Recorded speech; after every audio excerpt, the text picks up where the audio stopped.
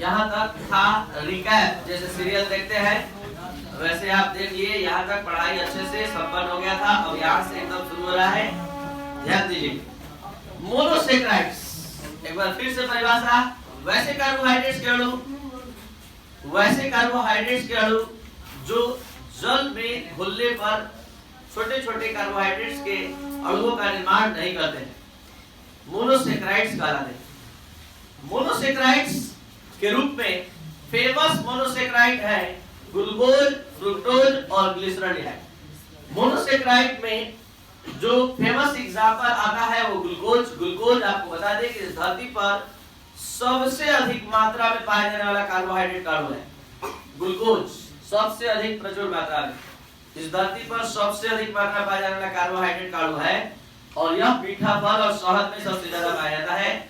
इसके बाद ये फ्री स्टेट और कंबाइंड स्टेट, मुक्त अवस्था और संयुक्त अवस्था दोनों ही चीजों में पाया जाता है। ऐसे तो प्लांट ये सबसे भी प्राप्त होता है। अब बात करते हैं ग्लूकोज के निर्माण का।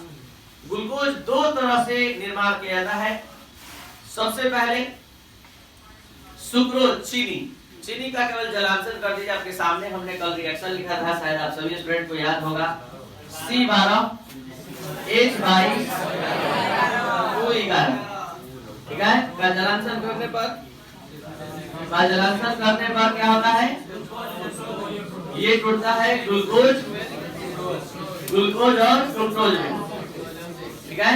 एक ग्लूकोज है इसमें से और एक फ्रुक्टोज है।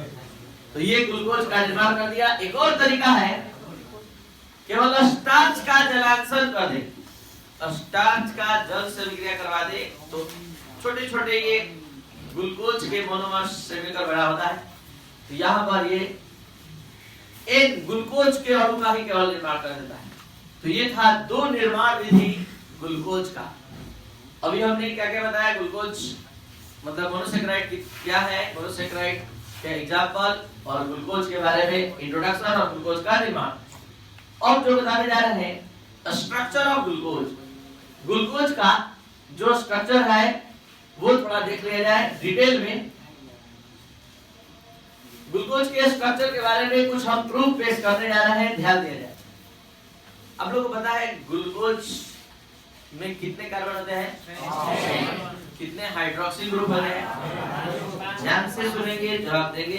कितना hydroxy group, 5 hydroxy group, 1 2 3 4 5 hydroxy group होता है। ग्लूकोज में अल्डिहाइड होता है कि कीटोन होता है, अल्डिहाइड होता है। तो अल्डिहाइड होता है, 6 कार्बन होता है और 5 OH ग्रुप होते हैं।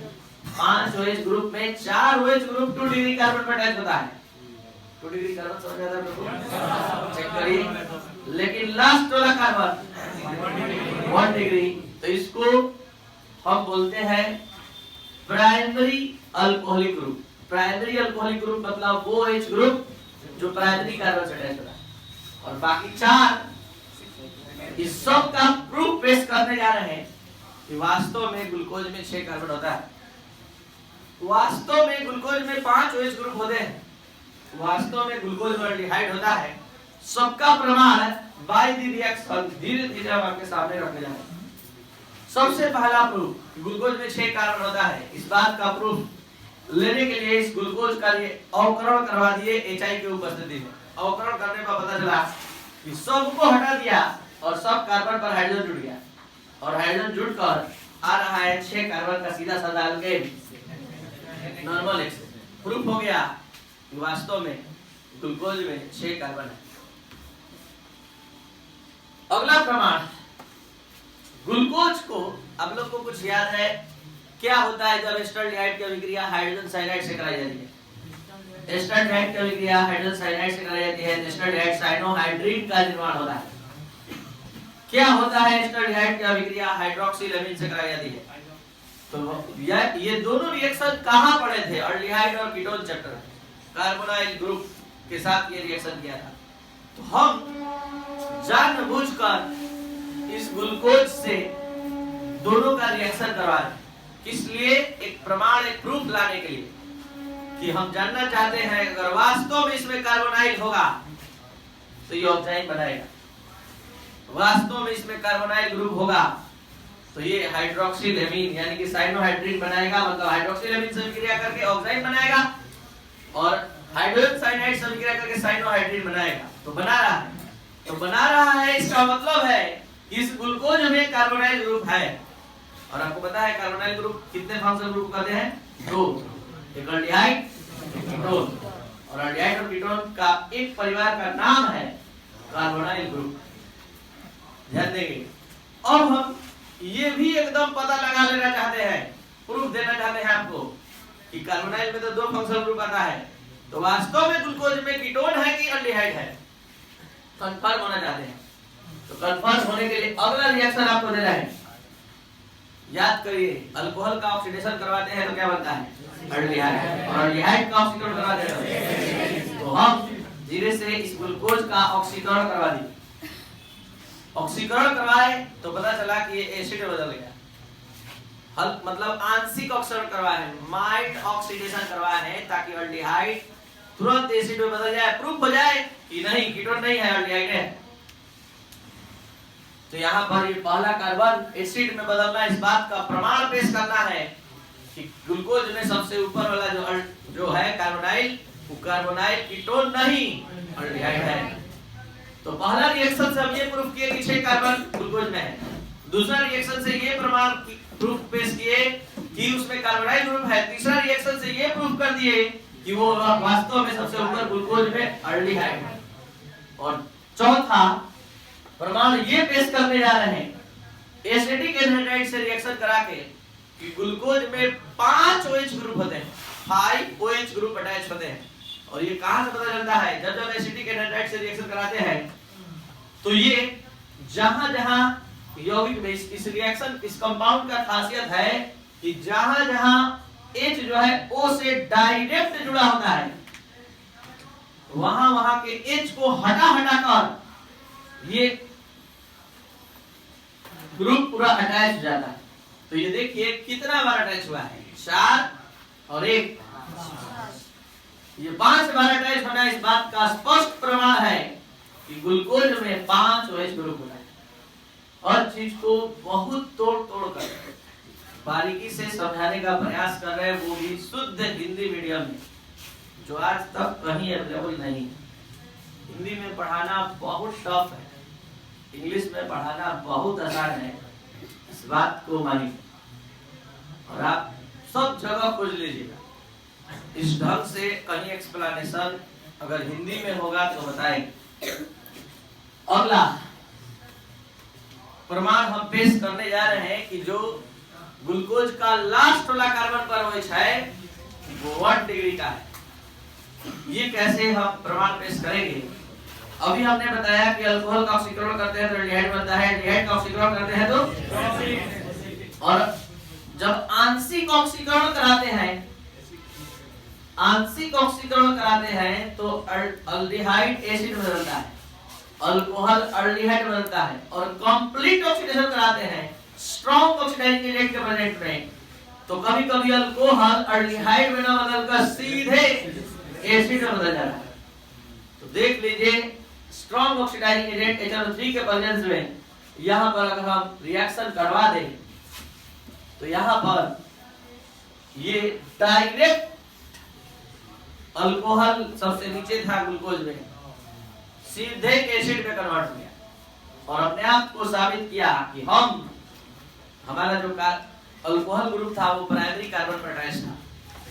तो 5 रिएक्शन 5 प्रूफ दिया। पहला प्रूफ कि 6 कार्बन होता है, दूसरा प्रूफ कि ग्लूकोज में कार्बोनाइल ग्रुप होता है, तीसरा प्रूफ कि कार्बोनाइल में भी एल्डिहाइड ग्रुप होता है, चौथा प्रूफ कि 5 OH ग्रुप होते हैं, पांचवा प्रूफ कि लास्ट वाला कार्बन 2 डिग्री OH पर अटैच नहीं होता है, OH ग्रुप 1 डिग्री, मतलब प्राइमरी अल्कोहलिक होता है, प्राइमरी अल्कोहलिक कार्बन से अटैच होते हैं OH ग्रुप। तो ये था आपका ग्लूकोज के स्ट्रक्चर के बारे में फुल डिस्कशन, फुल एक्सप्लेनेशन कि उस स्ट्रक्चर में क्या है, कहां है, कितना है, कौन है। अब यहां से आगे आप ग्लूकोज का और ज्यादा डिटेल स्टडी करने जाए, जिसके माध्यम से आप हायर स्टडी इस टॉपिक पर कर सकते हैं। यहाँ से अगर ये नॉलेज आपको मिल गया तो ग्लूकोज का 3-4-5 तरह का स्ट्रक्चर होता है। इस स्ट्रक्चर को ओपन स्ट्रक्चर कहते हैं, खुली संरचना। इसको कहते हैं फिशर प्रोजेक्शन, फिशर नामक साइंटिस्ट के द्वारा दिया गया। इसको कहते हैं हॉर्न प्रोजेक्शन, हॉर्न मतलब फार्मूला, हॉर्न फार्मूला के नाम से जाना जाता है। ये चेयर फार्मूला के नाम से, चेयर जैसा है, इस तरह की कुर्सी जैसा है, ऐसे आरामदायक कुर्सी जैसा ये बना हुआ है, इसको चेयर फार्मूला कहा जाता है। इसको हॉर्न फार्मूला, इसको फिशर प्रोजेक्शन फार्मूला, और इसको आपका लेवल कहाँ है, यहाँ, और आपको धीरे धीरे सबसे होकर गुजरना है। तो आपको सबसे पहले ले चलते हैं फिशर प्रोजेक्शन फार्मूला सिखाने, जो एकदम बारीकी से आपको आ ही जाएगा। ध्यान देंगे जरूर आएगा, यहाँ से थोड़ा सा भी ध्यान भटकेगा वो नहीं पढ़ सकता, उसको नहीं समझ में। क्या है फिशर प्रोजेक्शन फार्मूला, कैसे बनाया जाता है? देखिए, सबसे पहले ग्लूकोज का स्ट्रक्चर ही आप लोग को दिखा दे, ज्यादा अच्छा रहे। ये रहा ग्लूकोज का स्ट्रक्चर। जल्दी से हमको बताने के लिए तैयार रहेगा कि इसमें कुल कायरल कार्बन एटम कितने हैं। कायरल कार्बन एटम ग्लूकोज में कुल कितने कायरल कार्बन एटम हैं? तो इस ग्लूकोज में टोटल 4 कायरल कार्बन एटम है। ये पहला, ये लास्ट वाला और ये पहला कायरल कार्बन एटम नहीं। कायरल कार्बन एटम किसे कहते हैं? वो कार्बन एटम जो 4 भिन्न भिन्न परमाणु या समूह से जुड़ा होता है, कायरल कार्बन एटम कहलाता है। अब आप इस फार्मूला को, स्ट्रक्चरल फार्मूला को, ओपन स्ट्रक्चर फार्मूला को फिशर प्रोजेक्शन फार्मूला में कन्वर्ट करेंगे और आज से लिखने के लिए सीखेंगे। और अभी तुरंत आपके माइंड में हम फिट करने जा रहे हैं। एक बार घर पर जाकर आंख बंद करिएगा और पेन उठा लीजिएगा, थोड़ा सा याद करिएगा, कॉपी मत खोलिएगा, सीधे अपने से बनाने का प्रयास करिएगा। अगर बना दिए तो जिंदगी भर के लिए दिमाग में रह जाएगा। कैसे बना रहे सुन लीजिए। सबसे पहला नियम, जो कायरल कार्बन एटम होता है, जो कायरल कार्बन एटम होता है उसको कभी लिखा नहीं जाता है, वो क्रॉस के रूप में रहता है।